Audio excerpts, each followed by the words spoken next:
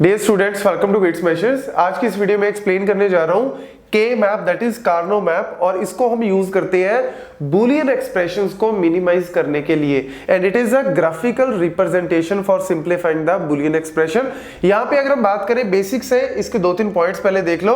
वैसे के map one of the most important and easiest topic है डिजिटल इलेक्ट्रॉनिक्स का, और सबसे ज्यादा इंपॉर्टेंट क्यों है? क्योंकि मैक्सिमम कॉम्पिटिटिव एग्जाम में अगर डिजिटल में से क्वेश्चन आया तो सबसे पहली चॉइस क्या होती है? के मैप होती है। ठीक है, तो आपको मैं 2 वेरिएबल का, 3 वेरिएबल का, 4 वेरिएबल का पूरा जो है वो विद एग्जांपल मैक्सिमम पॉइंट जो है वो क्लियर करवाऊंगा।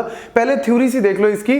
For a Boolean expression consisting of n variable, the number of cells required in the K map is 2n। ठीक है, देन अगर हम बात करें, it is based on the Gray code which is also known as unit distance code, and K map is based on 3 types of input. Generally हमारे पास inputs क्या होती हैं?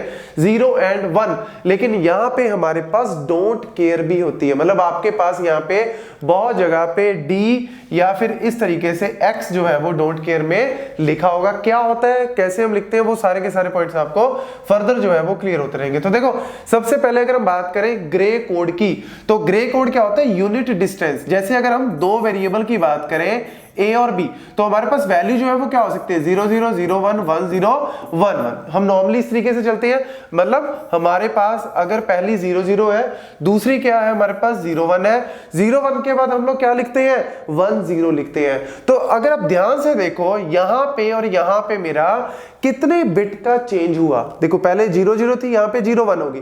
कितने बिट का चेंज हुआ? सिर्फ 1 बिट चेंज हुई। इस 0 को मैंने 1 कर दिया, तो ये बिल्कुल ठीक है। लेकिन जब हम यहां से यहां पे मूव कर रहे हैं, तो यहां पे देखो 1 को मैं 0 कर रहा हूं, 0 को 1 कर रहा हूं, मतलब 2 बिट यहां पे चेंज हो रही है। 2 बिट थी, दोनों की दोनों हम यहां पे चेंज कर रहे हैं, तो ये यूनिट डिस्टेंस के अंदर नहीं आता। मतलब ये ग्रे कोड का पार्ट नहीं है। ये नॉर्मल बाइनरी में हम इस तरीके से लिखते हैं, लेकिन ग्रे कोड में हम ऐसे नहीं लिखते। ग्रे कोड में कहते हैं कि अगर 0 0 है तो उसके बाद 0 1 हो गया। 0 1 के बाद अगर मुझे सिंपल करना है तो मैं क्या करूंगा? इस 1 को एज इट इज, इस 1 को मैंने एज इट इज रख दिया, और इस 0 को क्या कर दिया? 1 कर दिया, ताकि मेरी एक बिट ही चेंज हो। तो देखो, ये 1 का 1 ही रहा और ये 0 का 1, तो एक बिट में ही चेंज आया। देन 1 1 के बाद हम क्या करेंगे? इस 1 को एज इट इज रख देंगे, और इस 1 को मैंने क्या कर दिया? 0 रख दिया। तो देखो, चारों मेरे कॉम्बिनेशन भी बन गए, क्योंकि 2 वैल्यूज हैं तो 2 वैल्यू के अकॉर्डिंग मेरे 4 कॉम्बिनेशन बनने चाहिए। लेकिन वो 4 कॉम्बिनेशन जो है वो इस सीक्वेंस में बनते हैं, किसके अंदर? ग्रे कोड के अंदर। तो इसको हमने एज इट इज जो है वो ऐसे ही यूज करना है। मतलब हमारे पास अगर के मैप दिया हो, के मैप के अंदर हमने इस तरीके से जो है वो 3 वेरिएबल्स दिए हो, लेट्स से A B और C, तो हम लोग क्या करते हैं? A को इस तरफ, जब भी आपको इस तरीके से दिया हो A B C, तो याद रखना जो भी आपका ये है, इसको एज इट इज सबसे पहले लेफ्ट हैंड साइड में लिख लो। कई बार क्या करते हैं स्टूडेंट, पहले इधर A B लिख दिया, इधर C लिख दिया, A C लिख दिया, इधर B लिख दिया।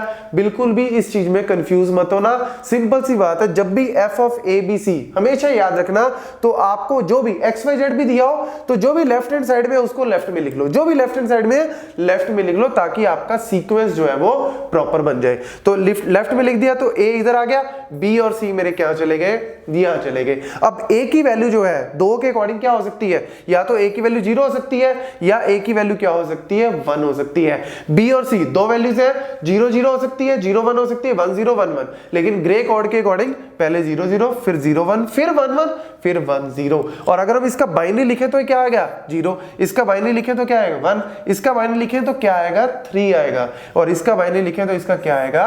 2 आएगा। ठीक है ना? तो this is how you have to design it. और ये तो 0 1 आ ही गया एज इट इज। तो देखो, अगर हम ओवरऑल बात करें, इस पूरे सेल की वैल्यू क्या आई? इस पूरे सेल की ओवरऑल वैल्यू क्या आई? ABC के कॉरेस्पॉन्डिंग मतलब क्या आई? 0 0 0। ठीक है, मतलब इसकी वैल्यू क्या होगी? एक तरह से 0। देन ABC की अगर हम बात करें यहाँ पे, तो देखो A की वैल्यू क्या है? 0, और B और C की वैल्यू क्या है? 0 1, यानी ओवरऑल वैल्यू क्या है इसकी?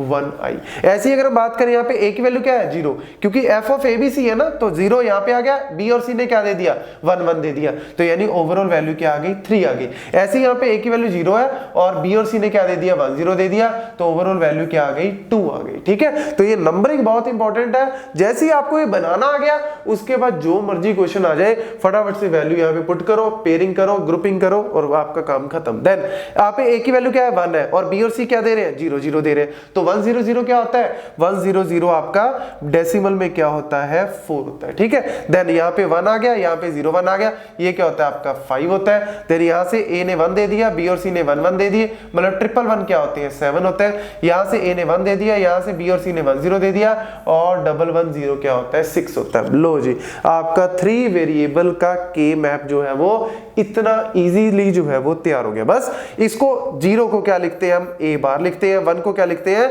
सिंपल एसओपी फॉर्म में लिख रहे हैं। बाय डिफॉल्ट आपको एसओपी फॉर्म को ही फॉलो करना है और उसमें हम लोग जो है वो बी सी यहाँ पे क्या लिखेंगे बी बार सी बार, 0 1 मतलब क्या लिखेंगे बी बार सी, 1 1 मतलब क्या लिखेंगे बी और सी, यहाँ पे 1 ये क्या लिखेंगे बी सी बार। बस ये आपका पूरा का पूरा के मैप जो है वो 3 वेरिएबल का इतना इजीली तैयार हो गया। अब आपको जो भी क्वेश्चन दिया हो उसके अकॉर्डिंग वैल्यूज जो है वो हम पुट करेंगे, वो एग्जांपल हम फर्दर वीडियो में देखेंगे, बट एटलीस्ट आपको ये पता लग गया कि 3 वेरिएबल का के मैप कैसे तैयार करना है। Thank you.